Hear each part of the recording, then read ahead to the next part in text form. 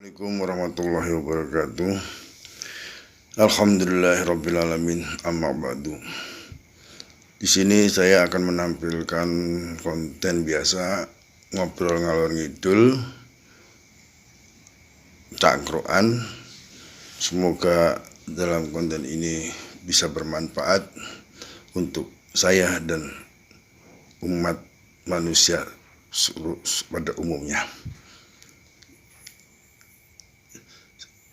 Sebelumnya saya mohon maaf jika ada dalam konten ini salah-salah bicara ataupun kurang nyaman, karena konten ini tidak akan saya edit. Saya langsung upload sesuai dengan aslinya. Terima kasih, selamat menyaksikan. Wabillahi taufiq wal hidayah. Wassalamualaikum warahmatullahi wabarakatuh. Kopi depan. Ini kopi kapan? Sama aja. Belum loh. Belum.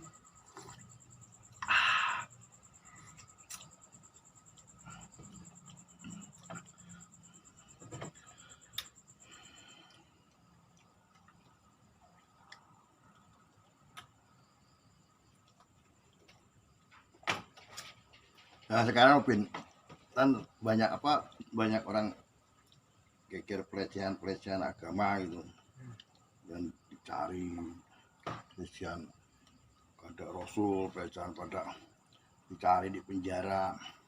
Itu sebetulnya ya lucu. Kenapa orang Islam takut hancur ketika dihina orang? Ya kan lucu. Wong Islam itu sendiri bukan milik kita kok. Itu punya Allah. Dan Allah itu tidak akan hancur oleh hinaan, cacian, bahkan direndahkan sedemikian rupa pun Allah nggak pernah hilang kewibawaannya, hilang kerajaannya, hilang kebesarannya, nggak apa-apa. Sebetulnya pelecehan-pelecehan itu merupakan ujian bagi para umat Islam. Dia bisa sabar nggak dengan ujian-ujian itu, atau bisa introspeksi nggak pada dirinya sendiri. Jadi bukan menyalahkan orang yang menghina, sebetulnya kita mengembalikan pada diri kita sendiri. Kenapa kita kok dihina orang? Kenapa kita dilecehkan orang? Dan kita nggak perlu merasa dilecehkan, karena kita tidak pernah ada. Yang ada itu Allah. Dan Allah dihina kayak apa nggak pernah berpengaruh. Jadi hancurnya orang Islam itu bukan karena hinaan, cacian, maki-maki, apa dilecehkan, apa direndahkan agamanya, direndahkan kiai-kiainya, direndahkan Rasulnya, bukan. Tapi kehancuran Islam itu udah dari awal karena umat Islamnya sendiri.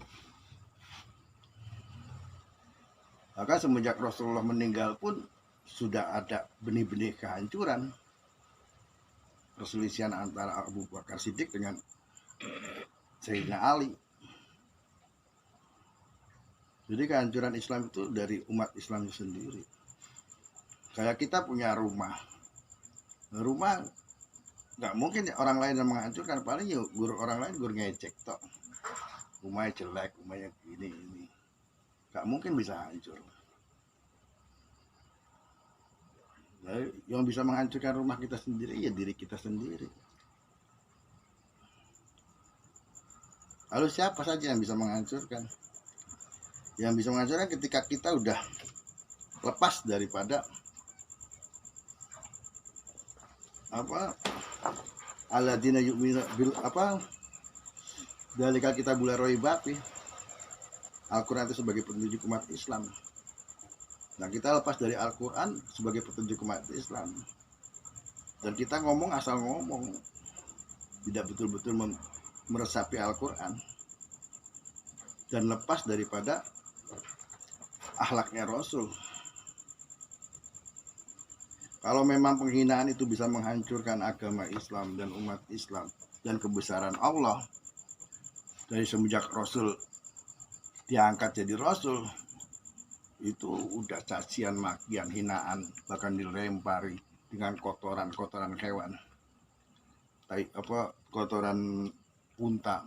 Tapi Rasul nggak pernah marah. Justru sahabatnya yang mau marah sama Rasul dilarang.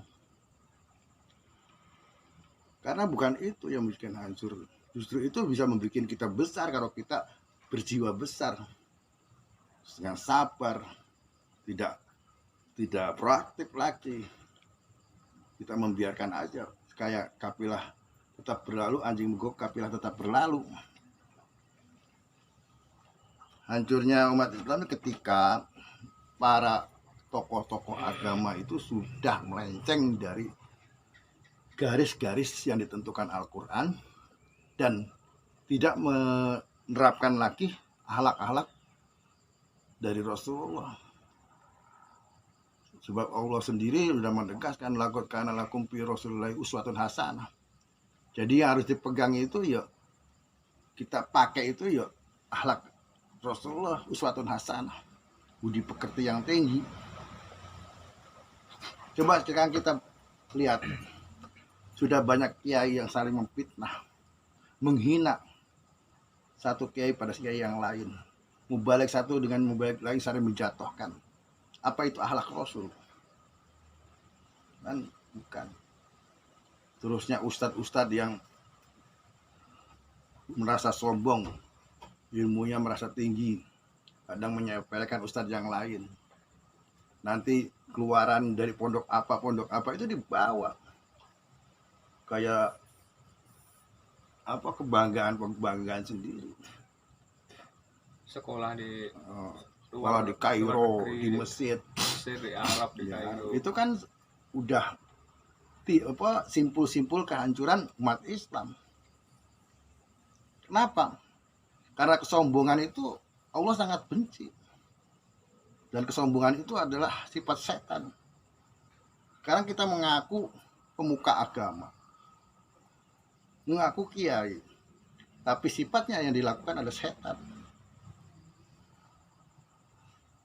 Membanggakan identitas, membanggakan sekolahnya, membanggakan gelarnya, itu kan udah bukan akhlak Rasulullah. Nah, ketika para ulama, para habaib, para pembesar Islamnya itu sudah berperilaku semacam itu, tinggal tunggu waktu kehancuran Islam. Jadi kalau Islam pengen berkembang, pengen bangkit lagi, ayo kita kembalikan budi pekerti kita, akhlak kita kepada akhlak Rasulullah. Ada perbedaan kita pecahkan bersama, rundingkan. Kalau memang nggak bisa dipecahkan, ya udah kita hormati satu sama lain perbedaan itu. Karena perbedaan itu udah sunatullah, udah ketentuan Allah, nggak bisa kita. Udah dibuat seperti itu, nggak bisa kita menolak sunatullah. Kalau kita sekarang para ulamanya aja sudah tidak mau tidak menerima perbedaan, gimana Islam mau berkembang? Yang satu mempelajari ilmu tasawuf dihina sama orang-orang syariat, itu kan sudah tidak menggunakan akhlak Rasulullah. Dalam Islam itu tidak ada caci maki, saling menghina, bahkan mengumbar aibnya orang lain, itu tidak boleh.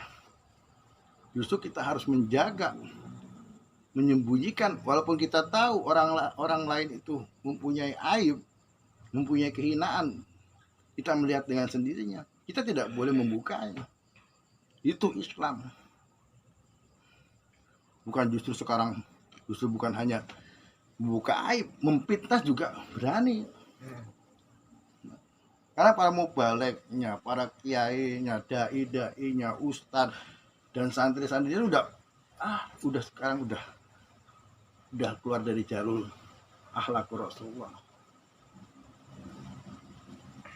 Jadi sekarang umat Islam itu nggak perlu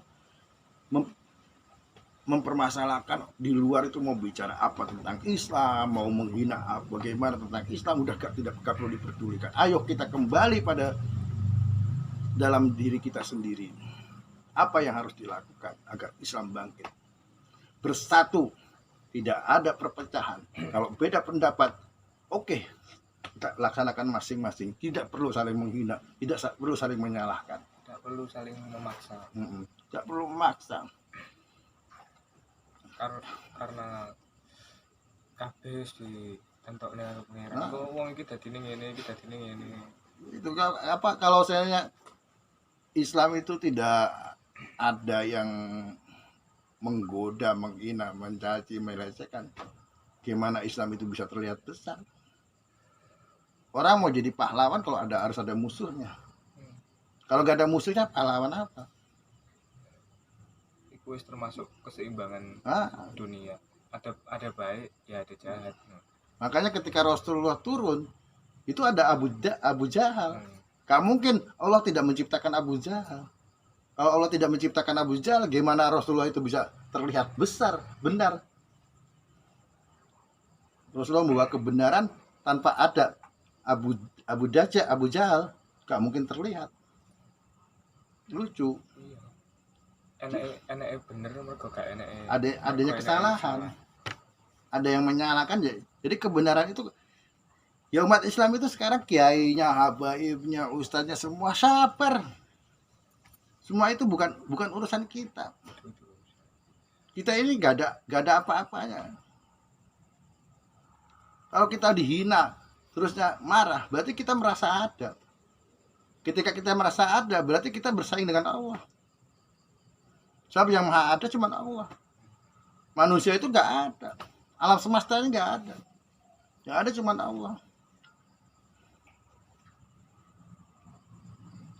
Berarti ketika habaib, kiai semua yang bicaranya kasar-kasar sampai nama binatang dipakai, itu kan lucu.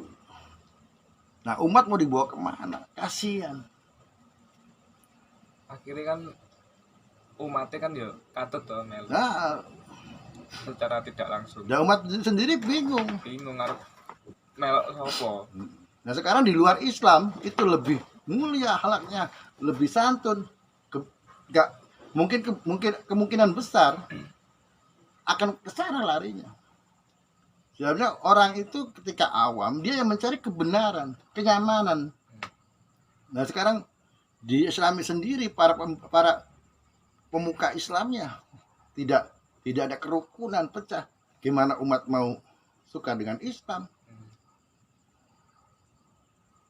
Kalau umat manusia ingin suka dengan Islam, contohkan para pemuka agama, para dai, para habaib, para kiai, para ulama, contohkan pada umat akhlakul karimah, akhlak yang mulia, akhlaknya Rasul. Dihina tidak marah, justru mendoakan orang yang menghina agar mendapatkan hidayah.